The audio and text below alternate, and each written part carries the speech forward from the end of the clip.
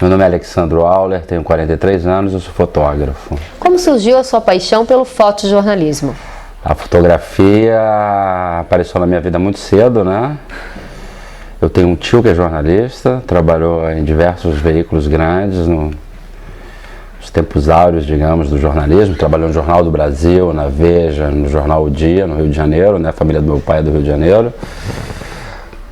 Meu avô era arquiteto, fotógrafo, por hobby. Meu pai também fotografava como hobby, então fotografava muito slide.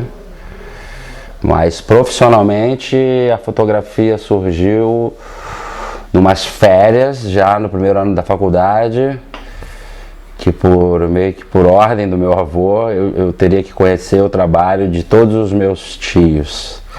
E o primeiro trabalho que eu fui conhecer, tinha que conhecer as profissões, né? Foi o jornalismo, fui visitar a redação do jornal O Dia. Meu tio, o jornalista Marcelo Auler, era repórter especial. E acabei passando minhas férias lá num estágio informal. E 6 meses depois comecei um estágio e já comecei a trabalhar. E foi um dos fatores que fez com que eu não me formasse no curso superior, que eu acabei entrando para o jornalismo assim. Uma estudante de jornalismo te perguntou certa vez: por que você escolheu fotografar pessoas em sofrimentos ou tragédias? Você já tem a resposta para essa pergunta?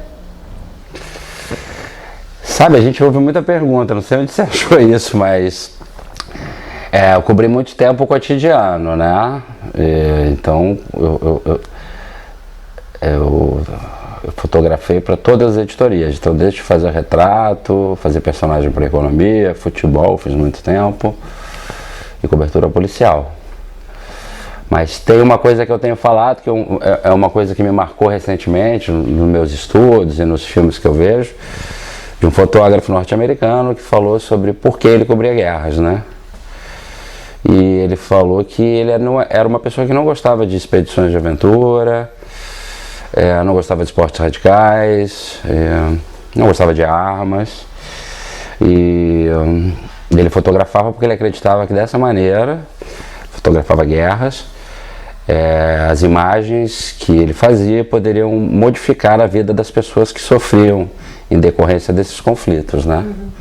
Então eu acredito que a foto pode fazer com que quem não está presente naquela região, ou quem não está presenciando aquela situação, possa vir a tomar conhecimento daquilo e de alguma forma tentar ajudar ou tentar fazer com que aquela situação seja modificada. Você fotografou tragédias aéreas, conflitos na Síria, miséria, violência. Qual a foto mais difícil de fazer? Eu não sei se tem a foto mais difícil, né? Mas falando sobre a fotografia, eu acho que existem 2 tipos de foto, né? Uma foto que você faz sem permissão, que eles falam a foto roubada, que na maioria das vezes é uma foto feita à distância, com uma teleobjetiva. Que eu tenho um trabalho que logo no começo da minha carreira teve um reconhecimento, que foi uma série de fotos que eu fiz de uma rebelião num presídio em Recife, que foi selecionado para o prêmio Gabriel Garcia Marques em 2008. São fotos muito fortes e nós subíamos não vou falar um barraco, mas numa casa da comunidade, em cima, numa laje, né? E com uma teleobjetiva 400mm a gente conseguiu ver lá dentro o que acontecia no pátio do presídio. E a gente não estava sendo visto. Existe outro tipo de fotografia que você tem que ser aceito pela pessoa ou pelo aquele grupo de pessoas, assim, que você está próximo, né? E eu acho que isso é mais difícil, né? É mais difícil. Hoje em dia, a fotografia que eu faço, ela tem a ver com relacionamento, com a maneira como você se relaciona com as pessoas, né? Que seriam o teu target, não sei, teu alvo, acho que não seria essa palavra, mas com o teu assunto, né? Então acho que o mais difícil é ser aceito e fazer com que as pessoas ajam com naturalidade. É lógico que para certas coisas, para você chegar até um lugar assim extremo, na Síria, ou também eu tive uma experiência na Ucrânia, mesmo na comunidade do Rio de Janeiro, tem uma série de outros fatores, de logística e tudo, né? E pega carro, pega trem, pega avião, enfim. E a questão do clima, tem uma série de fatores. Mas eu acho que essa questão de conseguir criar um relacionamento e ser aceito dentro de um grupo de indivíduos e fotografar, que foi esse último trabalho expressivo que eu tenho, é o mais difícil.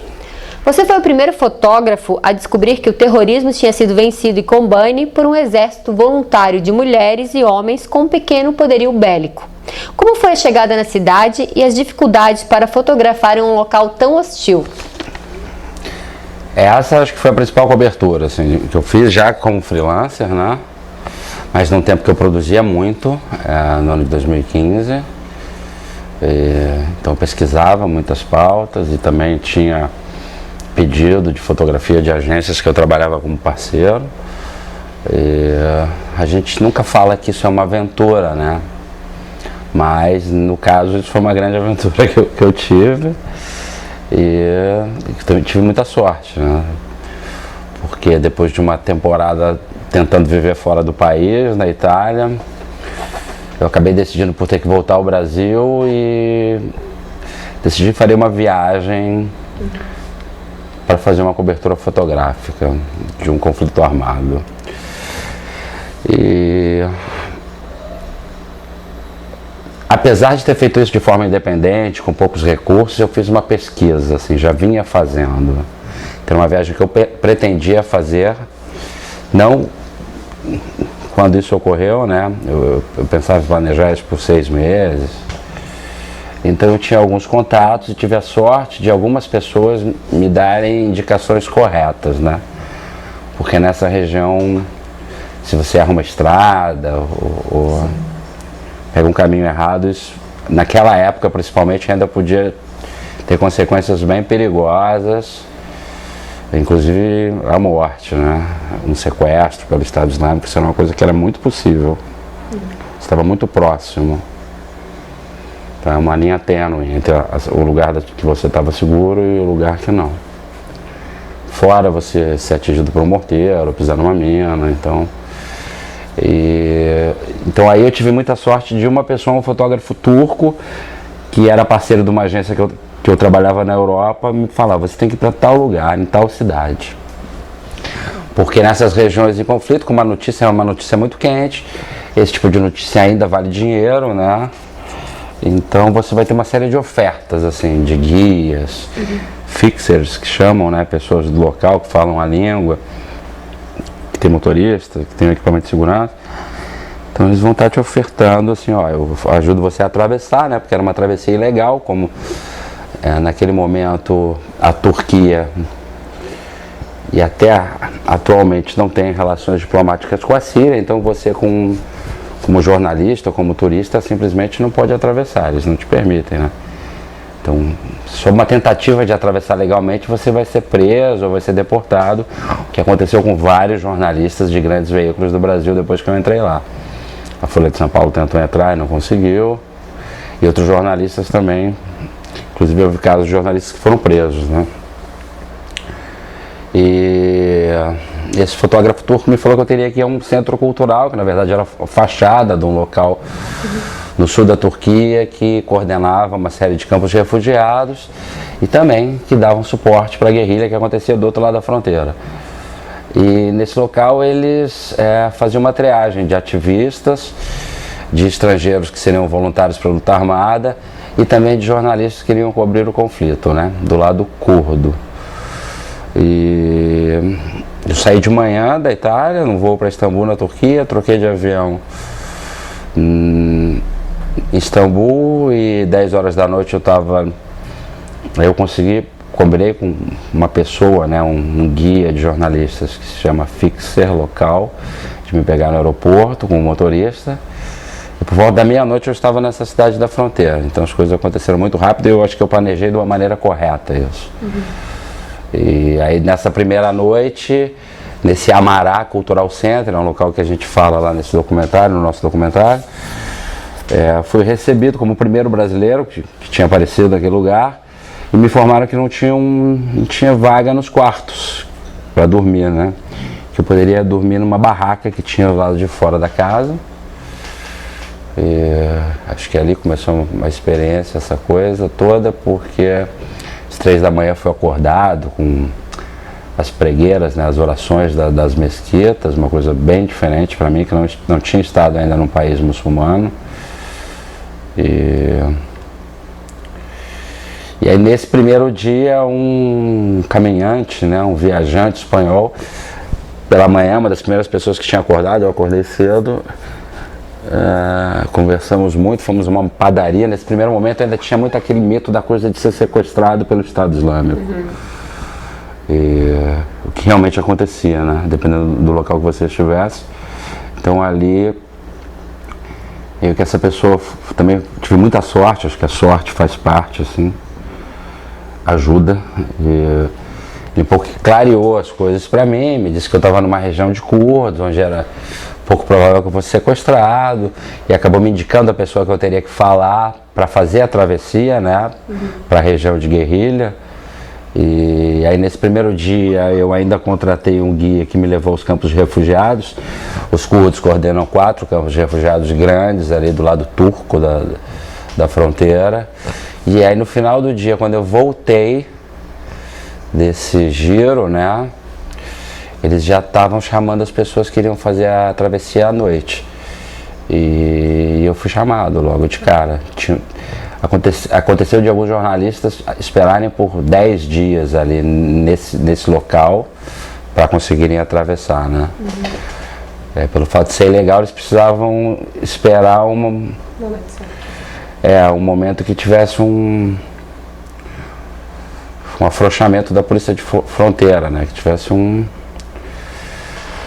E acabou que nessa noite eles resolveram fazer a travessia e 6 horas da tarde eles nos pegaram lá, falaram que deixasse assim, qualquer excesso de bagagem lá, desse lado no Centro Cultural Amará, pegasse o equipamento essencial, fizeram um pequeno questionário antes, assim, perguntando qual era o teu objetivo, o que você sabia sobre o local, o que você ia fazer, de onde você era, até para entender que não estariam passando com um soldado islâmico disfarçado, né, que poderia acontecer.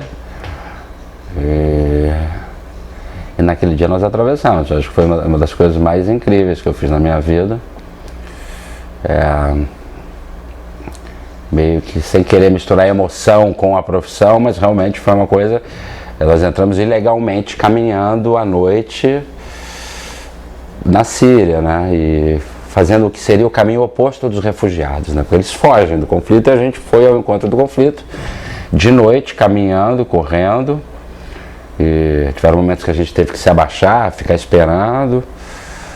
E chegando lá, uma pessoa arrebentou um dos fios de arame e a gente passou, né? Quando chegou na cidade, o que mais te impressionou? Eu já tinha estado lá na Ucrânia e já tinha estado muita comunidade no Rio de Janeiro, né? Mas a comunidade é diferente, porque, enfim, tem gente armada, mas você não vê, assim. Você vê uma pessoa passando, assim. E a coisa da destruição e desse clima realmente de guerra, de ver as pessoas, todo mundo armado e eu até comento isso, que tem um filme que é o livro de Ellie, né? E tem outro que é o Mad Max, assim. Mas é um lugar desértico, todo destruído por bombardeios, né? E aí você vê pessoas andando com carros da Guerra do Golfo transformados, alguns jipes americanos, umas engenhocas, assim, tanques de guerra russos antigos, né?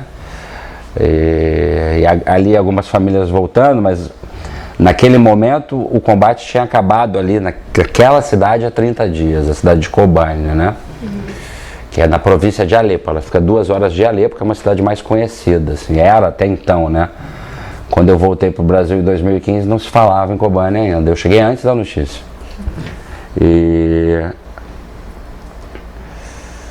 Então era uma coisa muito atemporal, assim, um futuro destruído, assim, ao mesmo tempo já tinha alguma coisa de celulares, o pessoal gostava, se comunicava através de celulares, né? Mas não tinha luz elétrica, não tinha moeda, né? Você não tinha um dinheiro que você, vou comprar água, vou comprar comida. E tu ficou com esse grupo de voluntários que estavam na guerrilha? Não, aí nós fomos separados, né? Atravessou todo mundo junto. Na verdade, atravessamos em 5 pessoas, jornalistas. Eu, um sul-africano, uma repórter de TV argelina, que tomou um tombo no começo da corrida. Logo que a gente começou a fazer a caminhada, tive um pedaço lá que eles falaram, corre. Porque, na verdade, nós fomos deixados numa van, no meio do nada, de noite. E a pessoa falou, façam tudo que eles mandarem fazer. Eram 2 guias, assim, de mochila, assim. Tipo uns sherpas, esses guias de montanha e tal. 2 pessoas locais, com mochila. E eles falaram, when I say run, run. When I say stop, stop. E eles viraram pra gente e falaram, now run. E nós começamos a correr, né? E descemos, assim, um desfiladeiro. E nesse momento a menina caiu e foi se enrolando toda. Aí puxaram ela e seguimos. Era ela, o sul-africano, um turco, esse rapaz do Irã, que viajou muito tempo comigo. E isso, e eu, brasileiro. Aí de tempos em tempos eles faziam uma travessia levando gente e trazendo de volta, né? Então nós chegamos lá à noite e aí fomos levados para um local chamado Media Center Kobani, que era um apartamento no meio da destruição, lá da cidade destruída, onde ficavam apenas jornalistas, né? E onde tinham 2 pessoas sírios curdos, né? Que falavam inglês e que coordenavam ali nossas ações, tudo que nós fazíamos, e também a gente estava sempre cercado de seguranças armados ali, que estavam de olho naquele local. Tinha um outro local que era para ativistas e tinha um outro local que era uma casa chamada Internacional, onde ficavam os soldados estrangeiros, né?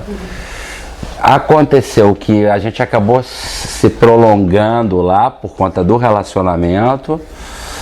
O jornalista sul-africano ele ficou o primeiro dia lá e teve uma crise tinha um pânico, uma ansiedade, falou, não quero ficar aqui, porque você estava trancado ali, né, você não podia, enfim, eu acho que uma sensação muito ruim é você não poder ir e vir, né, de acordo com a tua vontade, né, acho que se você está num local você não se sente bem, você vai embora, né, e ali não, ali você tinha que ficar, né. E as noites, principalmente na primeira semana, eram muito tensas, porque como havia combate num perímetro de 30 a 40 quilômetros, você havia muito barulho, assim, de metralhadora, de explosão. Então isso é muito tenso, né, até para dormir, porque a questão também de que a gente tinha um gerador de luz num período, assim, das 6 à meia-noite. Depois era tudo escuro. E realmente à noite que era o perigo de acontecer uma invasão, de um ataque ou até de um sequestro, né? As pessoas agem à noite ali. Então, aí nós ficamos num primeiro momento nesse apartamento e depois aconteceu uma coisa um pouco engraçada de que é um outro assunto, é que como funciona essa coisa de você ter um estrangeiro lá lutando, que é uma coisa um pouco política e um pouco de propaganda também, que eles alistavam pessoas de outros países, não necessariamente para ir lá para frente de batalha, mas para que o país esse voltasse os olhos para a causa e para aquela luta, né? Então, temos um brasileiro lá, isso faria com que o governo brasileiro soubesse de Kobani, soubesse que eles estão lutando contra o Estado Islâmico, e de uma forma ou de outra, isso faria uma propaganda positiva, né? E a Alemanha dava muito suporte, países europeus davam muito suporte, então tinham soldados, né, voluntários, tinha norte-americano, mas aí é uma questão de outra cultura, uma cultura de guerra que a gente não tem aqui no Brasil, né? E uma coisa assim também de gerações de europeus, de norte-americanos que já estão se vingando de atos terroristas que aconteceram. Muita gente que perdeu parente, na questão do 11 de setembro, enfim, tem toda essa coisa. Mas no nosso caso era diferente. Só que aí no final eles começaram a nos levar para dormir junto com os voluntários, né? Eu e mais 3 pessoas que acabaram ficando muito próximas, e um outro ficou muito próximo, até virou amigo, era o nosso segurança, que era um espanhol. Mas a princípio a gente dormia num apartamento de 3 quartos, chamado Media Center Kobani, né, que era um press room, assim, improvisado. Você gravou o documentário Faces de um Conflito, resultado de sua estadia em Kobani. Para quem não teve a oportunidade de assistir, o que retrata o documentário? Bom, vou falar um pouco como aconteceu o documentário.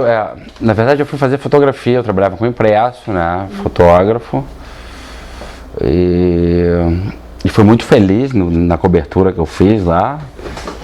Primeiro, de ter voltado, né, ter feito a travessia de volta em segurança, sem nenhum prejuízo físico, financeiro, né.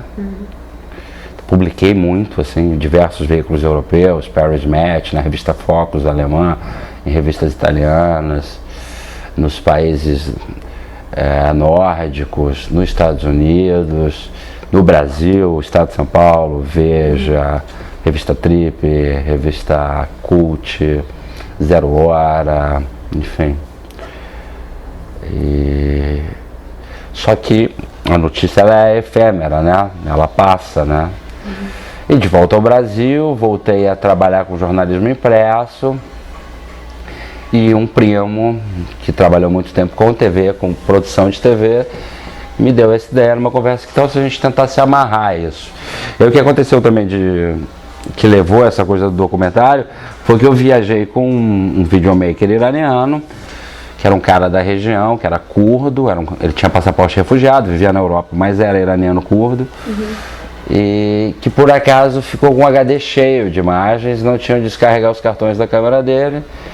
E nessas situações extremas as pessoas ficam muito... É um momento meio egoísta, né? Porque, enfim, não vou te dar espaço aqui no meu computador, porque depois eu vou precisar, né? Enfim, a notícia ela é muito individualista, né?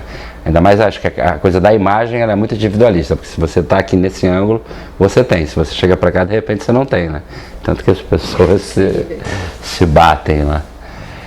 Mas nessas regiões é um pouco diferente. E eu falei, não tem problema, descarrega aí no meu computador. E acabou descarregando vários filmes no meu computador. E eu voltei pro Brasil com os filmes desse cara. Nós acabamos criando um vínculo de amizade com o espanhol também. Acabamos viajando depois para o Chipre, né, que é uma ilha ali. E que é uma ilha que é um pedaço Turquia, um pedaço Grécia, que também tem um histórico de guerra civil. E aí meu primo falou, e se a gente amarrasse todas essas fotos e gravasse os depoimentos aqui no Brasil, tentasse entrar em contato com ele. E ele estudava cinema em Londres, aí de pronto ele permitiu, cedeu coisas assim, enfim, mais dessa convivência, né? E acabamos fazendo o filme. Então, o filme, nosso filme, acho que ele acabou, logo que eu cheguei, a revista Cult, ela deu uma matéria muito grande da minha viagem, 7 páginas. Eu acho que o filme acabou virando uma coisa um pouco cult, porque depois que eu entrei, uma pessoa, um fotógrafo, videomaker brasileiro, que também já cobria a Síria, que não tinha estado em Kobani, entrou lá para o Fantástico, acabou fazendo uma série de matérias para o Fantástico, levou um drone, foi muito feliz, as imagens dele são muito boas, enfim, ele também tinha todo um background que eu não tive, né? E a gente já acabou não conseguindo comercializar o filme ainda, assim, no Blockbuster ou no streaming, né? Ainda estamos tentando, mas enfim, o bom, que não seria a palavra certa de usar, porque é toda uma situação trágica, é que são regiões que essa notícia se repete, né? Então agora, uma semana atrás, os conflitos voltaram lá por uma outra razão. E há 6.000 anos antes de Cristo eles já lutavam naquela região, que é a Mesopotâmia. Estava ali às margens do rio Tigres.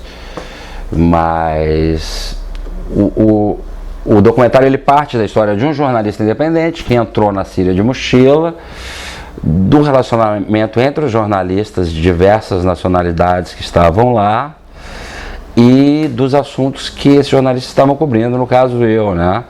Então, a destruição da cidade, né? Os sepultamentos, que eram dezenas de sepultamentos por semana, vários por dia, que renderam, no jargão jornalístico, fotografias muito impactantes, fotografias que foram muito publicadas. Eu publiquei nas melhores fotografias da semana da Paris Match na Europa, em diversas outras revistas. E a linha de batalha, né? Enfim, retratos, eu fiz uma série de retratos de homens e mulheres, soldados.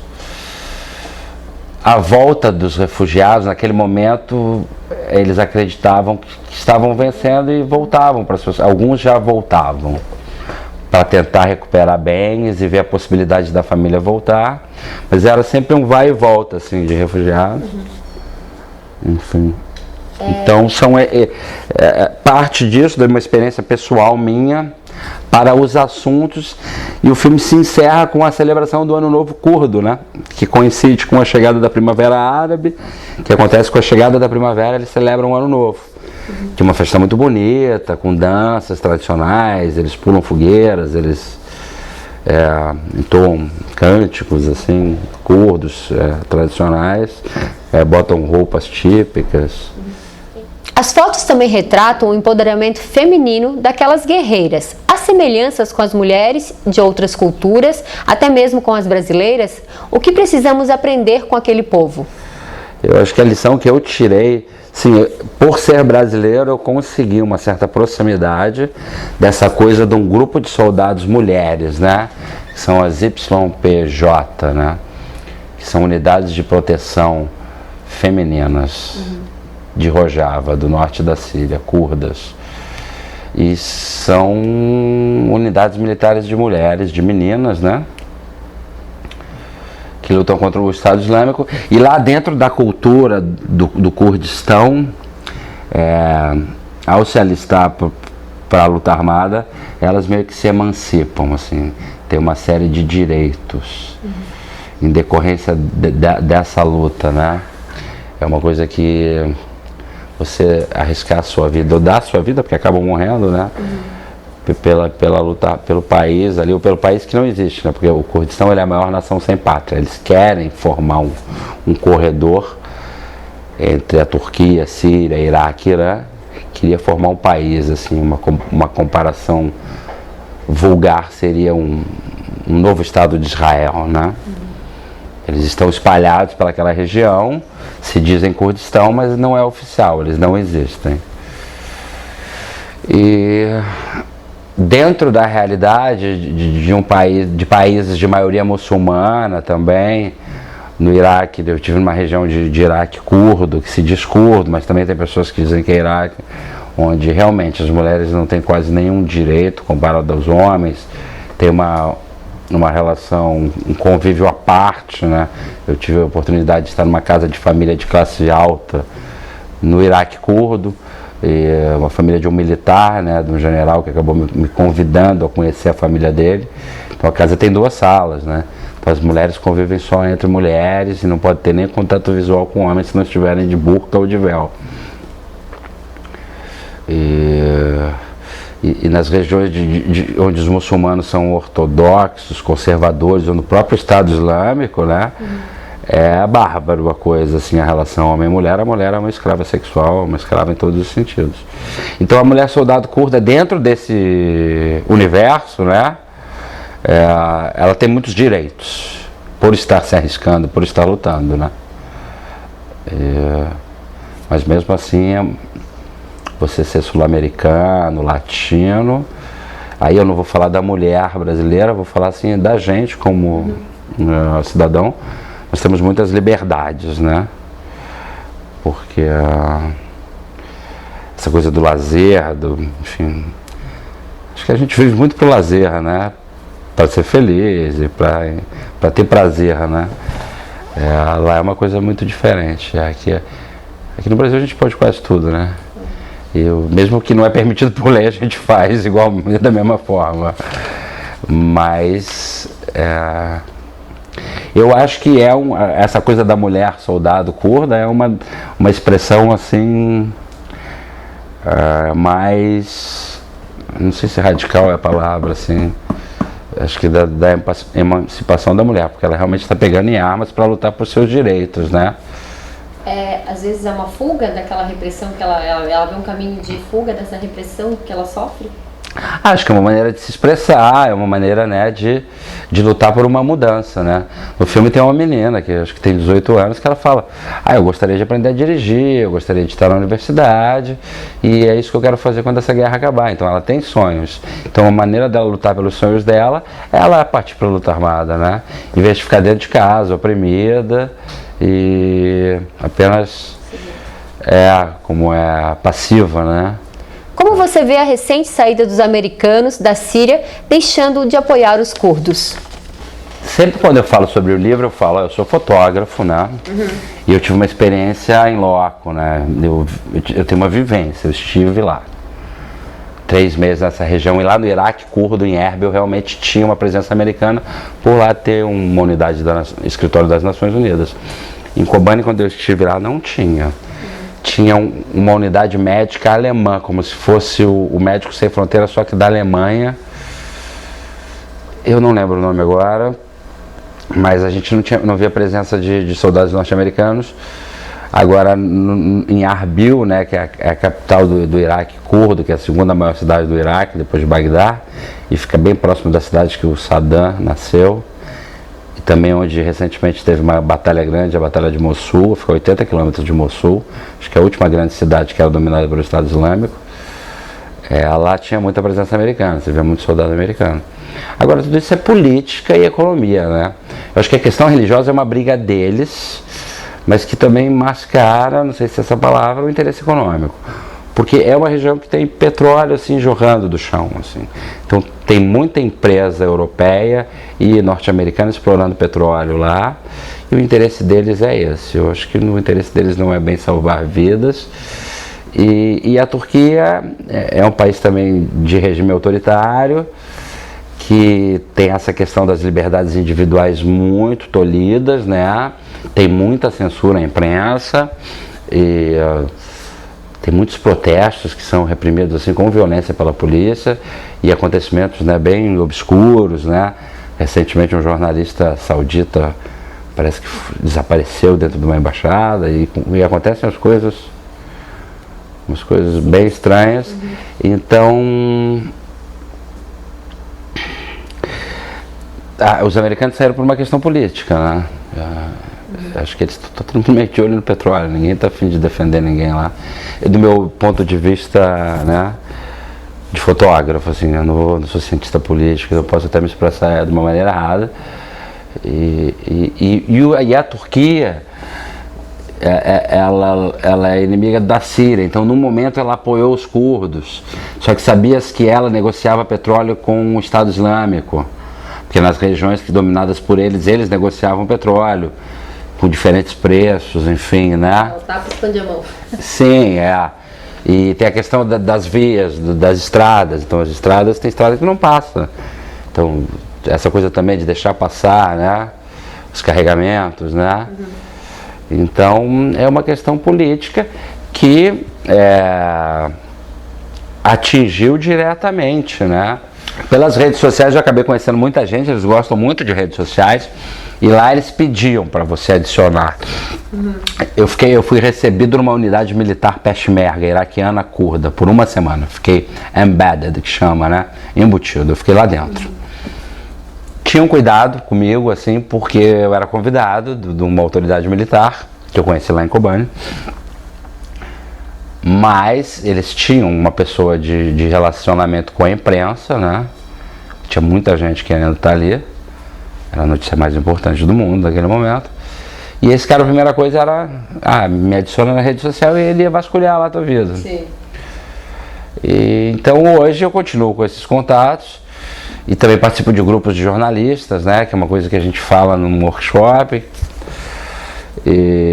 onde se troca muita informação, então tu está sempre atualizado sobre o que está acontecendo. Eu tenho agora um WhatsApp que me diz aqui, ó, o que está acontecendo na Síria agora, que chama Rojava English Updates. Aqui ele me fala aqui o que aconteceu hoje lá, ó. Avião C-17 americano aterrissou em Jabal Gold, aeroporto no oeste de Hasaka. Então parece que eles estão voltando agora. Tem até uma foto aqui, ó, de um tanques americanos. Né? Isso aqui é de agora, de 5 minutos. Sim. Então isso aqui é um grupo de jornalistas ou que já estiveram lá. Enfim, então updates, atualizações, Rojava em inglês. E aqui, ó, todos os tanques que chegaram lá hoje, ó. Então voltaram. Então eu tô sempre, né, sendo bombardeado por informações e meu Facebook ele explode, que eu nem brincava com amigo. O Facebook tá explodindo. Desculpa a brincadeira, mas eu continuo amigo das pessoas que eu tive lá.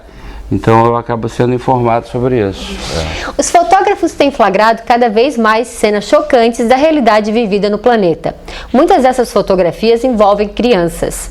Tivemos casos do pai e filho mexicanos mortos afogados ao tentar atravessar para os Estados Unidos, do menino sírio morto numa praia da Turquia. Essas imagens viraram símbolo da crise migratória que já matou milhares de pessoas. Você que esteve na zona de conflito, esteve na Europa, enxerga que há um aumento no discurso de ódio em todo o planeta?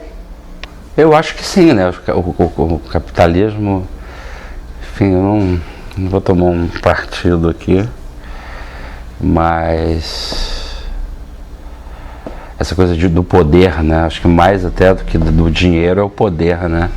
Faz com que as pessoas tomem atitudes extremas e que, enfim, se eu tiver que passar por cima de você, eu vou passar, né? Aí não interessa se é criança e coisa. E quanto à imagem de criança, eu tenho, assim, minhas restrições, mas eu acho que é aquilo, né? Se você... Naquele momento, às vezes é impossível não se envolver, mas é uma forma de que o mundo veja que aquilo está acontecendo, né? Mas que é um clichê que o capitalismo é selvagem, né? Então as pessoas fazem isso por poder e dinheiro, né? E eu acho que sim, cada vez mais. E isso é legal dos ideais do Kurdistão, essa coisa da igualdade, das plenárias, né? E eles têm uma coisa muito engraçada, muito interessante, não é a palavra engraçada. É que como eles não são islâmicos, o islâmico segue o Alcorão, né? Então se você vai contra o Alcorão, você é punido, né? E as punições são severas. Até decapitações, mutilações, castigos, né? Lá não, os curdos de Rojava, eles têm um ideal de que você acaba, que é uma coisa muito moderna, assim, muito atual, que você vai sofrer as consequências dos seus atos. Então se você tiver atitudes boas, você nunca vai, né, ter consequências ruins disso, né?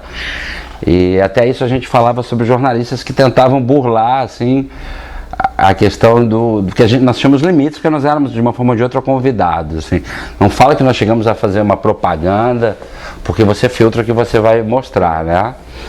Mas sim, eles indicavam, hoje eu quero que você vá conhecer a nossa fábrica de pães, que é um lugar muito importante pra gente aqui, porque é o nosso alimento, todas as refeições têm o pão como base, né? Aquele pão árabe, só que lá era um pão enorme, assim, do tamanho dessa mesa, assim. E eu ia, né? Enfim, hoje a gente vai fazer a primeira aula na escola de volta, vamos conseguir juntar a primeira turma de crianças, meia dúzia de crianças, a escola completamente destruída. Uma das fotos mais emblemáticas que eu tenho, que é uma fotografia passando, se encaixa num buraco de um muro destruído, foi feita de dentro de uma escola. Eu estava esperando ali e vi que na rua começavam a passar pessoas por aquele buraco e aquilo foi plástico, assim, geométrico, se encaixou assim. Foi uma foto que é uma das fotos mais interessantes que eu fiz. Que não tem ninguém chorando, não tem ninguém sangrando, não tem corpo, nada. Então tinha momentos que certos jornalistas, né? Não, eu preciso de mais violência, porque o que vende realmente é violência. Eles tentavam burlar isso e eles tentavam, né? Não, aí criavam um problema de relacionamento e eles não eram castigados por isso, né? Uma situação extrema que foi de 2 espanhóis eles foram pedidos a se retirar, então eles foram acompanhados de volta, e aí eles tentaram entrar na Síria por outro lado, pagaram uma travessia, e essa pessoa, esse taxista que ia atravessá-los lá de carro, acabou vendendo os dois para o Estado Islâmico, né? E isso está num documentário do Netflix, eles ficaram 1 ano sequestrados, eles dormiram com a gente lá no Media Center, algumas noites, e acabaram ficando 1 ano sequestrados dentro da Síria, e o governo espanhol teve que negociar, enfim. Então, isso é para ter uma ideia de que realmente existe um risco grande, mas eles não tiveram assim, seus equipamentos quebrados, né? Enfim, não tiveram seu equipamento confiscado e tal. E entre eles tem essa coisa desse ideal de igualdade, não que não tenham pessoas más assim no meio, porque num lugar que tem mercenário, eles não são mercenários, porque o mercenário ele recebe para lutar, né? Mas ao redor ali tem mercenário, ao redor ali tem islâmico que simplesmente não tem a barba, de barba cortada, né? E você nunca vai saber disso, né? E você não entende a língua. Mas esse ideal de igualitário deles é muito atual, assim, é uma coisa muito à frente, principalmente, é muito à frente do nosso tempo, principalmente lá, então nem se compara, assim. É difícil entender a cultura de um país que vive permanentemente em estado de conflito bélico. As guerras se diferem conforme o território geográfico ou há algum traço que todas as guerras têm em comum?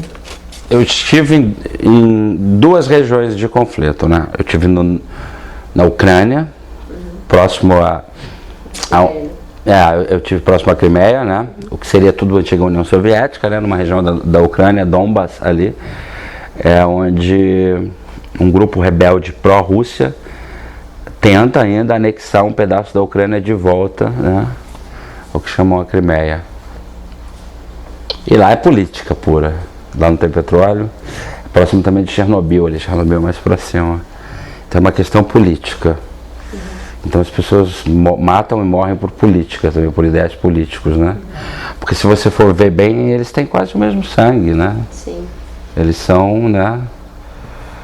E na Síria dá para dizer que a guerra ela é religiosa, mas fomentada por esses interesses políticos. Econômicos, Acho que os políticos, eles botam lenha na fogueira, né? Dão combustível para isso. Mas entre eles é uma coisa religiosa, né? Eu acho que o cara se explode lá, do Estado Islâmico, o homem-bomba, realmente em nome de Alá, assim, de uma cegueira religiosa, assim. É engraçado que você vê muçulmanos, e foi muito interessante, eu estou usando essa palavra engraçado de uma maneira errada, foi muito interessante que quando eu estive no Iraque, esse militar ele fez questão de me levar numa mesquita para que eu entendesse que o islamismo e o ISIS, o Estado Islâmico, são coisas completamente diferentes. Então, o Estado Islâmico é um grupo armado terrorista islâmico, né, que segue o Alcorão de uma maneira radical, assim, e extrema. Mas o islamismo é uma religião também que tem, né, suas, né, segue dogmas, assim, que são, enfim, a palavra não é radicais, mas são, para os nossos padrões, né, muito conservadores, né? Enfim, essa coisa de homem e mulher não poder conviver, não poder ver, a mulher não poder mostrar o rosto, ter horário para isso, ter que acordar às 3 da manhã para rezar, enfim. E não comer tal tipo de comida, não ingerir álcool jamais, né? Mas eles não são terroristas, né? Então acho que sim, tem realmente um fundamento religioso de não, as guerras são diferentes. Sim. As pessoas lutam pelos mais diversos objetivos ou não sei se necessidades, alguns por necessidades também, né? Qual a foto você ainda deseja fazer? Eu acho que a foto que eu vou fazer amanhã, né? Hoje em dia eu vou ser bem pé no chão, a foto que eu almejo fazer é a foto que vai me conseguir me fazer viver, né? Pagar minhas contas. Eu sou bem pé no chão com a fotografia e com o jornalismo, e isso às vezes incomoda. Eu dou curso de fotografia e eu acho que a gente tem que ser romântico, Então sim, eu quero fazer uma foto linda, quero fazer uma foto que mude a vida das pessoas, que ajude, né, a mudar a vida das pessoas. Eu pretendo, assim, apesar de ser independente, voltar a uma região de conflito. Gostaria muito de voltar esse ano a essa região onde eu estive. Se alguma empresa quiser patrocinar, vou aproveitar o espaço. Eu estou lutando para publicar um livro sobre essa viagem. Agora, recentemente, consegui o patrocínio, eu posso falar o nome da empresa, da gráfica e laboratório fotográfico Via Color, que vai me dar 4 livros de boneca, né? Para eu tentar um patrocínio, tentar um crowdfunding. Eu tenho mais de 7.000 fotografias, então um livro com 200 fotografias seria um livro seria pouco de tudo que eu vi. Mas falando sobre a fotografia que eu queria fazer, eu acho que a busca, até que eu falo nos meus workshops, é você saber, você conseguir sobreviver na profissão, né? Entendendo as mudanças do mercado e se adaptando a isso, né? Porque quem for torrão, quem for teimoso, vai ficar pelo caminho, né? Eu acho que não apenas a nossa profissão de jornalista, como diversas profissões sofrem da uberização do mundo. E sim, está tudo terceirizado, está tudo... Eu vi isso porque eu cobri muito protesto lá na Europa, isso em 2015, dessa questão dos direitos trabalhistas, da perda dos direitos trabalhistas, e isso é uma tendência, né? Então, sim, eu tenho o romantismo da coisa, de fazer aquela super foto, da explosão, enfim, do drama, ou até nem do drama, porque eu sou mais da beleza das coisas, né? Mesmo numa situação de caos, acho que a gente encontra a beleza no caos, mas eu acho que a foto que eu quero fazer é a foto que vai fazer com que eu consiga continuar caminhando e fazendo isso que eu gosto, né? Então hoje não é só fotografia, hoje é vídeo, hoje é editar, hoje é você escrever, então você tem que ser completo, né? Então a minha busca hoje é essa, corrigir minhas pendências, porque no que eu sou melhor na foto, eu sou pior no texto, entende? Estou editando. Mas sim, eu quero fazer uma foto que ajude a mudar o mundo, assim, vamos dizer, todo mundo quer, tá bom? Fechou. Obrigado.